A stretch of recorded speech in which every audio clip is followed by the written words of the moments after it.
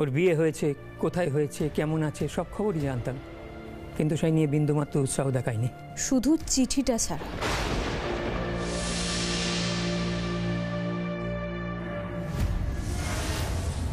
তারপর বাবা মা মারা যান, মনেও শুনেছি বাড়ি বিক্রি করে দিয়েছে। তারপরে এত বছর বাদে আপনাদের মুখে ওর নাম শুনলাম।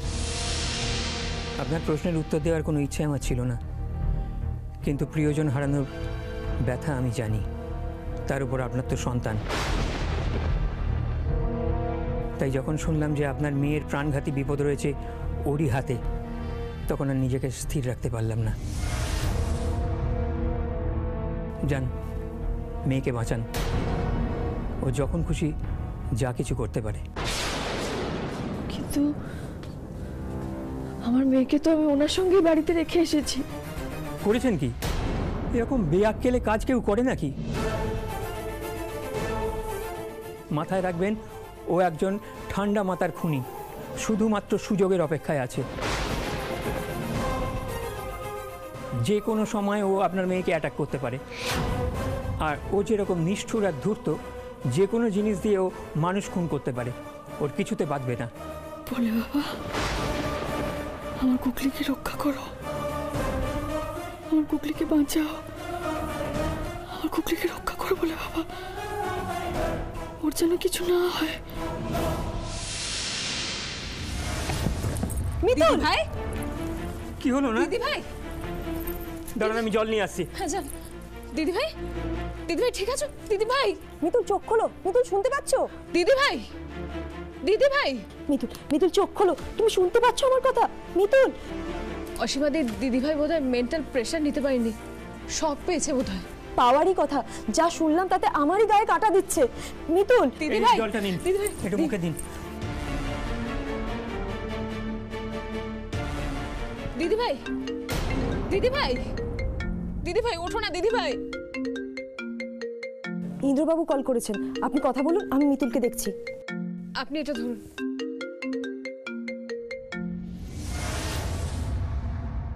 হ্যালো দাদা ভাই, আমি অলোকা বলছি।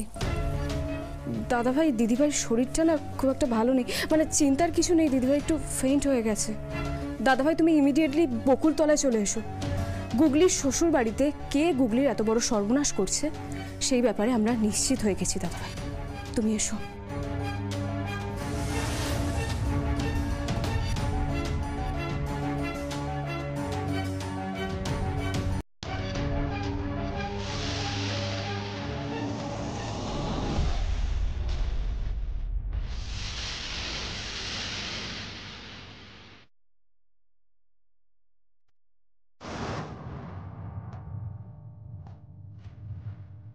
এবার তুমি আমার আসল চেহারা দেখবে মিতুল। কেউ বাঁচবে না, কেউ না। কাঁকড়া বিছের থেকেও বেশি বিষ আমার। লেজে হাত দিতে এলে ফুল তো আগে খেতেই হবে তোমায় মিতুল।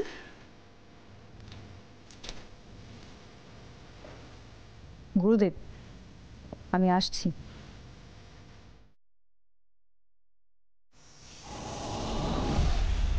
দিদি ভাই, দিদি ভাই, দিদি ভাই ঠিক আছো তুমি? দিদি ভাই ওঠো, ওঠো দিদি ভাই, উঠে বসো।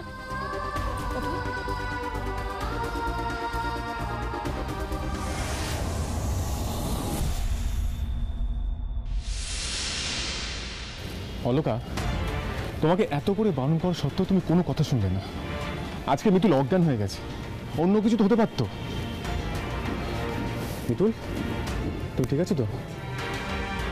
ঠিক আছে, ঠিক থাকতেই হবে আমাকে।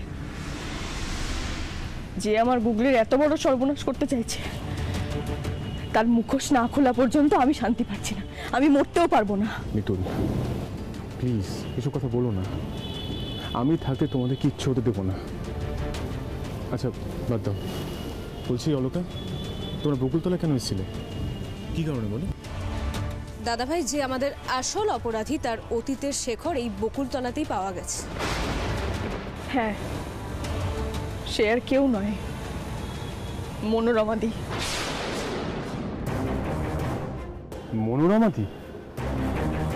কি বলছো কি তোমরা? যা বলছি ঠিক বলছি, আমরা সবকিছু জানতে পেরে গেছি আজকে। মনোরমাদিই আসল অপরাধী। মনোরমাদি ছোটবেলা থেকে একজন খুনি। ওনার দাদা আমাদের নিজে বলেছেন ওনার দাদার বউকে মনোরমাদি নিজের হাতে খুন করেছে। কি বলছো কি? মহিলাকে দেখে তো কিছু বোঝা যায় না, আর ফ্যামিলির বাকিরাও তো সেই সব কিছু বললো না। কেউ কিছু জানেই না তো বলবে কি করে? এটা মনোরমা চৌধুরীর এমন একটা ডার্ক পাস্ট যেটার জন্য ওর পরিবারও কিন্তু আলাদা হয়ে গেছিল। বাইরে থেকে একটা মানুষকে দেখলে বোঝা যায় নাকি যে তার মনের ভেতরে ঠিক কি চলছে? কিন্তু আমি একটা জিনিস বুঝতে পারছি না, পাস্টে যা হয়েছে হয়েছে, কিন্তু এখন গুগলিকে টার্গেট করছেন কেন? তাতে কোনো উদ্দেশ্যটা কি? লোভ। লোভ। ওনার দাদা নিজে আমাদের বলেছেন ছোট থেকেই নাকি মনোরমাদি প্রচন্ড লোভী আর হিংসুটে ছিল, আর ওই লোভের কারণে নিজের দাদার বউকেও মেরে ফেলেছে। এখনো নিশ্চয়ই কোনো কিছু লোভী ওকে উস্কেছে গুগলি সর্বনাশ করার জন্য। লোভ? কিসের লোভ হতে পারে? মানে গুগলির কাছে এমন কি দেখেছেন উনি যে ওর প্রাণের পেছনে পড়েছে? সেটাই তো আমিও ভাবছি। আমি তো কোনোদিনও দেয়া ধোয়াতে বা কোনো আপ্যায়নে ত্রুটি রাখিনি, তাহলে কিসের এত লোভ মনোরমাদির? গয়না, গয়নার লোভ দিদি ভাই। গয়না? হ্যাঁ দাদা ভাই, আমি 100% শিওর যে গয়না লোভী মনোরমাদিকে দিয়ে এই কাজগুলো করিয়েছে। আপনি এতটা শিওর কি করে হচ্ছেন ম্যাডাম? কারণ অসীমাদি আমি ওনার চোখে মুখে দেখেছি গয়না ওই মহিলা খুব ভালোবাসে। দিদিভাই তুমি মনে করে দেখো, তুমি যখন গুগলিকে অতগুলো গয়না দিয়েছিলে ওই মহিলা ঠিক কেমন করছিলেন? লোভ একেবারে চোখ মুখ দিয়ে ঝরে পড়ছিল। হ্যাঁ তুমি ঠিক বলেছ লোকা, আমি খেয়াল করেছি সেদিন।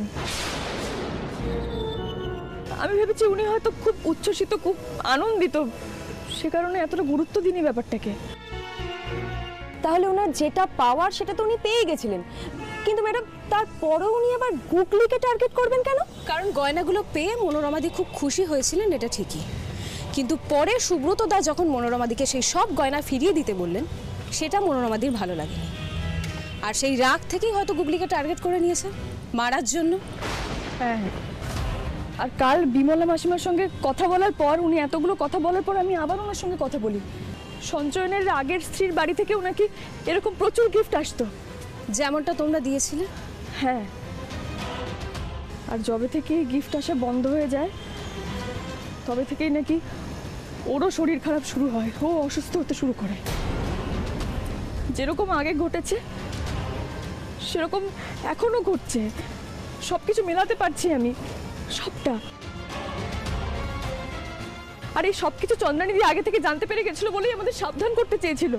তার মানে সঞ্জনের স্ত্রীর বাড়ি থেকে উপহার পাওয়া বন্ধ হলেই মনোরমাদি তাকে সরিয়ে দেবে, এটা ওনার প্ল্যান। ঠিক ধরেছো দাদা ভাই, একদম ঠিক ধরেছো। কারণ সঞ্চয়ন একজন ডক্টর, পাত্র হিসেবে ও ভালো। মনোরমাদি সেটা জানেন যে ওনার পাত্রী পেতে সমস্যা হবে না। সোনার ডিম দেওয়া হাঁসের মতো, যেই ডিম দেওয়া বন্ধ করে দেয় সেই হাঁসটাকে মেরে দেয়, আর তারপর পরের বিয়ের জন্য প্রস্তুতি নেয়। এতটা খারাপ ওই মহিলা, এতটা নীচ, এইভাবে বিয়ে ট্র্যাপ বানিয়ে অত্যাচার চালায়। এখন তোমাদের কাছে যা শুনছি আমার তো মনে হচ্ছে ওনার হাতে কতজনের রক্ত লেগে আছে। না না, আমি আমার গুগলিকে একদম মনোরমাদির ধারে কাছে যেতে দেবো না। মনোরমাদি ছাড়াও আমার গুগলির উপর পড়তে দেবো না। যত দূরে সম্ভব ওকে আমি নিয়ে চলে যাবো এখান থেকে। কিন্তু মিতুল, উনি গুগলির শাশুড়ি হন, উনার থেকে মেয়েটাকে দূরে রাখবে কি করে? আমি জাস্ট ভাবতে পারছি না, বাড়ির ভিতরে একটা মানুষের জন্য একটার পর একটা অ্যাক্সিডেন্ট হয়ে গেল, কেউ কিছু টের পেল না, অথচ নিজের কাজ দিব্যি চালিয়ে যাচ্ছিল। না না না না, গুগলি আর সঞ্চয়নকে ওই বাড়িতে থাকতে দেবো না, ওদেরকে আমাদের বাড়িতে সেটেল করে দেবো। আমি ওদেরকে আর ওই বাড়িতে যেতে দেবো না। কিন্তু দাদাভাই, গুগলি আমাদের বাড়িতে আসার পরেও অসুস্থ হয়েছে, তাই দূরে বা কাছে সরানোর আগে আমাদের আগে জানতে হবে যে গুগলির শরীরে মনোরমাদি বিষটা পৌঁছে দেন কিভাবে। ছি ছি ছি ছি, আমি সত্যি ভাবতে পারছি না একটা মানুষ এতটা খারাপ কি করে হতে পারে। আমরা তো সবাই মিলে ওনাকে শ্রদ্ধা করতাম, দিদির মতো দেখতাম।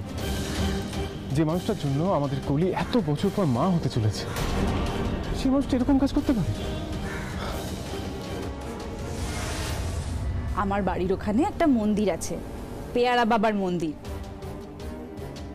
সেখান থেকে একবার আমি আমার এক বোনের মেয়ের জন্য শিকড় এনেছিলাম, খেয়ে একেবারে মন্ত্রের মতো কাজ হয়েছিল। পেয়েছি, পেয়ারা বাবা। কি? কে এই পেয়ারা বাবা? মিতুল, কি পেয়েছো তুমি? আমার মনে হয় আমি বুঝতে পেরে গেছি মনোরমাদি এই বিষগুলো কোথা থেকে পাচ্ছে। জীবন মৃত্যু যার পায়ের বৃত্ত, যে জীবনের সমাধান দিতে পারেন, সে তো মৃত্যুও ডেকে আনতে পারে। তার মানে মনোরমাদি ওই গুরুদেবের থেকেই বিষটা নিতেন? আমার মন তো তাই বলছে অলকা। যে কলি দিদিকে আজ অব্দি কেউ মা হওয়ার আশা দেখাতে পারেনি, সে কলি দিদিকে হঠাৎ মনোরমাদি একদিন গাছের শেকড় এনে দিল, বললো বেটে খেতে, তাহলে নাকি মা হয়ে যাবে। আর সত্যি তাই হলো। আর ওদিকে চন্দ্রানিধির শরীরেও এমন একটা বিষ পাওয়া গেল যেটা নাকি গাছটা থেকেই পাওয়া যায়। আমার মন বলছে এই সমস্ত বিষ ওই মন্দির থেকেই আসছে। কিন্তু দিদিভাই, গুগলি তো কোনোদিনও কোনো শেখর বেটে খাওয়ানোর কথা বলেনি। আচ্ছা, খাবারে বেটে মিশিয়ে দেয়নি তো? না, সেটা সম্ভব নয়। গুগলি ওই বাড়িতে যাওয়ার পর থেকে দিদিভাই নিজের হাতে ওকে খাবার খাওয়াতো, কাউকে ঢুকতেও দিত না। আর তারপরেও গুগলি অসুস্থ হয়েছে। তাহলে কি জল থেকে হচ্ছে? না, জল থেকে হবে না, কারণ মিতুল সেটা ভালো করে চেক করে নিয়েছে। তাছাড়া এই বাড়িতে তো আমরা সেই জলই খাচ্ছি, কই আমাদের তো কিছু হচ্ছে না। তার মানে কোনো খাবার থেকে নয়, অন্য কোনোভাবে ওর শরীরে বিষ ঢুকছে। অন্য কোনোভাবে? না না, আর কিভাবে যেতে পারে? দেখো, ইনজেকশন তো সঞ্চয়ন আর কলি চেক করে দিচ্ছে, তাহলে আর তো কোনো রাস্তা নেই। সেটা মনোরমাদের ওই ঠাকুর মশাই পেয়ারা বাবার পেট থেকে বের করতে হবে। চলো ইন্দ্রবাবু, আমাদের এক্ষুনি ওখানে যেতে হবে।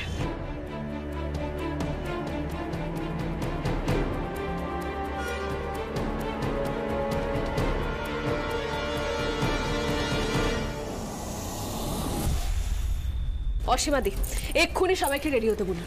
কি করছো অলকা? আমাদের তো এখন পেয়ারা বাবার আশ্রমে যাওয়ার কথা ছিল, তুমি থানায় নিয়ে এলে কেন? দিদিভাই, আজই ওই পেয়ারা বাবার লীলা সাঙ্গ করব আমি। ফোর্স নিয়ে গিয়ে এক্ষুনি তুলে আনবো শয়তানটাকে, তারপর কয়েক ঘা দিলে ঠিক সত্যিটা বেরিয়ে যাবে। তোমার কি মাথা খারাপ হয়ে গেছে অলকা? না খেপেছো তুমি? আরে বাবা, আমাদের কাছে কি কোনো প্রমাণ আছে যে প্রমাণ ছাড়া আমরা ওনাকে গিয়ে চেপে ধরবো, উনি সব বলে দেবেন? আর তাছাড়া প্রমাণ ছাড়া তুমি ধরবেই বা কি করে ওনাকে? অলকা, মিতুল কিন্তু একদম ঠিক কথা বলছে। এই পেয়ারা বাবার নাম শুনে মনে হচ্ছে লোকটা যথেষ্ট ইনফ্লুয়েন্সিয়াল। লোকাল মানুষজন ওর সঙ্গে থাকতে পারে, প্রমাণ ছাড়া কিন্তু ওকে ধরা যাবে না। তাহলে কিভাবে করব আমরা? আমাদের অন্য কোনো প্ল্যান করতে হবে, অন্য কোনো গল্প ফাঁদতে হবে, যাতে আমাদের আসল উদ্দেশ্য উনি বুঝতেও না পারেন আর আমরা সত্যিটাও জানতে পারি। মানে পেয়ারা বাবা ঠিক কি করছে সেটা যেন জানতে পারি। তুমি কি কিছু ভেবেছো? আমরা আমাদের পরিচয় গোপন করে ওনার কাছে যাব, ওনার ভক্ত সেজে। মানে ওনাকে বোঝাবো যে আমরা অনেক বিপদে পড়েছি, ওনার কাছ থেকে ওষুধ নিতে এসেছি। দিদিভাই, তোমার মনে হয় যে এইভাবে কাজ হবে? মনে তো হচ্ছে অলকা। আর দেখো, উনি যে শুধু খারাপ ওষুধ দেন তা কিন্তু না, ভালো ওষুধও দেন। কলি দিদিকে ভালো ওষুধই দিয়েছিলেন, সেটা আমরা দেখেছি। সুতরাং আমরা যদি ভক্ত সেজে যাই তাহলে কেউ আমাদের সন্দেহ করবে না। আর তাছাড়া এত ভক্তদের মাঝে আমার মনে হয় না আলাদা করে উনি আমাদের মনে রাখবেন বলে। আবার পরিচয় গোপন? তার মানে আবার ছদ্মবেশ? না, আর কোনো ছদ্মবেশ নয়, এবার শুধুমাত্র পরিচয় গোপন। আমি বলবো আমি আমার ননদকে সঙ্গে করে নিয়ে এসেছি। আমার ননদের বরের পক্ষাঘাত হয়েছে, সেই পক্ষাঘাত সারানোর ওষুধ যেন উনি দেন। আর যদি উনি ওষুধ দিয়ে দেন তাহলে পরের ধাপে কি করবে মিতুল? পরের ধাপে গিয়ে আমি বলবো আমার বর আমি থাকাকালীন আরেকটা বিয়ে করেছে। কি? আরে বাবা, মিথ্যে মিথ্যে বলবো। যদি এরকমটা সত্যি হতো তাহলে পেয়ারা বাবা কেন, আমি তোমাকে বুঝিয়ে দিতাম। আচ্ছা ঠিক আছে, নেক্সট প্ল্যান কি বলো? আমার বর আমি থাকাকালীন আরেকটা বিয়ে করেছে, আর আমি আমার সতীনের সাথে সংসার করতে পারছি না। আমি ওনাকে বলবো এমন একটা ওষুধের ব্যবস্থা করে দিতে যাতে আমার সতীন একদিনে ছটফট করতে করতে মরে যায়। মিতুল, তোমার মুখ থেকে যে এইসব কথা শুনুন আমি বিশ্বাস করতে পারছি না। মানে কি কি যে বলছো। এগুলো কি সত্যি সত্যি নাকি মিথ্যে মিথ্যে? এগুলো ওনাকে বলতে হবে, এগুলো বলে ওনাকে আমরা আমাদের মিথ্যে ফাঁদে ফাঁসাবো। এটা কিন্তু ভালো প্ল্যান দিদিভাই, এভাবে লোকটার কাছ থেকে সত্যিটা বের করা যাবে। আচ্ছা তাহলে ওয়েট করছি কেন, চলো বেরিয়ে পড়ি। না না, এইভাবে যাওয়া যাবে না। আমরা যদি এখন এইভাবে একসাথে যাই, এতজন নতুন ভক্ত, অপরিচিত ভক্ত দেখলে তো এমনি এমনি উনি সন্দেহ করবেন। দিদিভাই ঠিকই বলেছে, আগে আমরা যাই, ভেতরের কি অবস্থা দেখে আসি, পরে সবাই একসাথে যাব। না, একদম না। দেখো জায়গাটা কিন্তু ভীষণ ডেঞ্জারাস, তোমাদের আমি একা কিছুতেই ছাড়বো না। আমরা যা করবো একসাথে করব, যদি বিপদ হয় আমরা একসাথে ফেস করব। হ্যাঁ ম্যাডাম, কেন রিস্ক নিচ্ছেন? একে তো সাথে ফোর্স নিয়ে যাচ্ছেন না, তার উপর আবার সিভিল ড্রেস। অন্তত আমাদেরকে তো সাথে নিয়ে চলুন, কোনো প্রবলেম হলে আমরা ব্যাকআপ ফোর্স অ্যারেঞ্জ করতে পারবো। ঠিক আছে, তোমরা সবাই যখন এত করে বলছো, চলো সবাই একসাথেই যাই, ভেতরে গিয়ে অবস্থা বুঝে ব্যবস্থা নেব। এইভাবে যাওয়া যাবে না অলোকা, তাহলে আমাদের দেখলেই সন্দেহ করবে। তাহলে কিভাবে যাবে? মন্দিরে যখন যাচ্ছি মন্দিরের মতো করেই যেতে হবে, মানে মন্দিরের মতো শাড়ি পরে, হাতে পুজোর থালা নিয়ে, চোখে ভক্তি নিয়ে।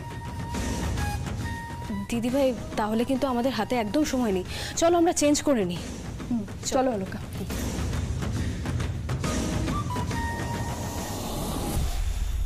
জয় পেয়ারা বাবার জয়, জয় পেয়ারা বাবার জয়, জয় পেয়ারা বাবার জয়, জয় পেয়ারা বাবার জয়। বাবা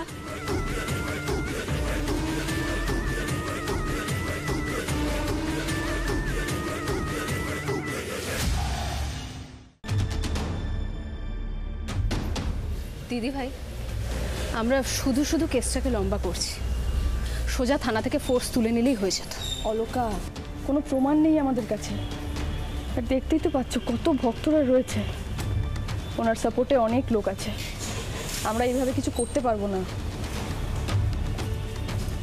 দিদিভাই দেখে তো মনে হচ্ছে এটাই মন্দিরের এন্ট্রান্স, ভক্তদের সমাগম দেখে তো তাই মনে হচ্ছে। ভাগ্যিস বুদ্ধি করে আমরা এরকম শাড়ি পরে এসেছি, দেখছো না সব মহিলারাই প্রায় একই রকম শাড়ি পরে আছেন, আমরা ভিড়ে মিশে যেতে পারবো। আর আমরা তো মিশতে পারবো না। হ্যাঁ, আর তাছাড়া এখানে আশেপাশে ওদের লোকজনও থাকতে পারে। তাহলে কি হবে ইন্দ্রবাবু? তোমরা না থাকলে তো আমরা অথই জলে পড়ে যাব। না না, তোমাদের কোনো ভয় নেই, তোমরা ভেতরে যাও, আমরা দুজনে এখানে অপেক্ষা করছি, শুধু শুধু আমাদের জন্য তোমরা ধরা পড়ে যাবে। হ্যাঁ সেটাই ভালো, আমরা এখানে বাইরেই অপেক্ষা করছি আর চারিদিকে নজরও রাখছি। যাও তোমরা ভিতরে যাও। মিতুল বলছি, ফোনটা কাছে রেখো, যদি ভিতরে কোনো বিপদ হয় আমাকে সঙ্গে সঙ্গে কল করবে। তাহলে আমরা এখন এগোই।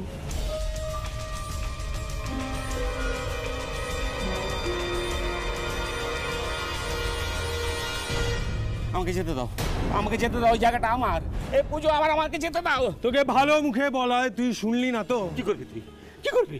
মারবি আমাকে? শুধু মারবো না তো, মারতে মারতে এখান থেকে বের করবো। বেরো যত সব পাগল, তোদের লজ্জা করে না?